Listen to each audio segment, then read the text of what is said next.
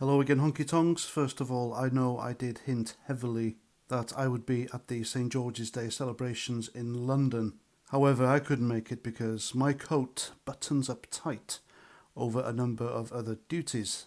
Now, looking at the event as it happened live on social media, I wasn't really surprised at the Met Police's reaction and how they dealt with the crowd. Now, the crowd had a tiny, tiny area of Whitehall for which they were given to do their thing.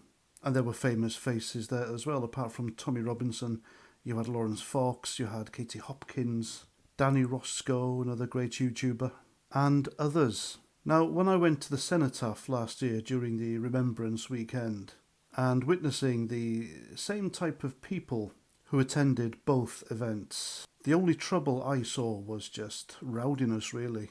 There was no fighting, there were no missiles being thrown. When the football lads started getting rowdy at the Cenotaph, the veterans told them to shut up, and they did. And it looks to me they did the same here on St. George's Day, but there were no veterans there to tell them to shut up, so they didn't. And they didn't become violent either because the Met Police were there mob-handed. Now, compare the Met Police's behaviour and how they engaged and dealt with the Free Palestine lot and gangs of migrant men who were violent, who did cause trouble, and even threw missiles at the police. And you will see a stark contrast. You see, when the Met Police do their thing with the Free Plasticine lot and gangs of migrant men, they are there in a soft posture. There's no riot gear. And yet, yesterday, during the St. George's Day celebrations, they were there mob-handed in riot gear. They were there in force, and they were there expecting trouble. And you know, to be honest with you, looking at the footage, I think the police were there looking for trouble as well. If they suspected anyone of deserving a truncheon to the face, they did it. Now, I remember during the 2-minute silence last year at the Cenotaph, I remember the Met Police lining in front of us, British Armed Forces veterans in riot gear facing us. You don't see them do that with the plasticine marches, do you? So anyway, as they do, the police kettled this crowd of St. George's Day revellers, and then things got heated.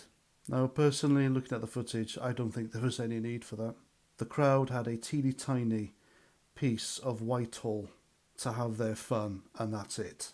And it's like the police seemed to antagonise them, so the mainstream media, the legacy media, could have their headlines.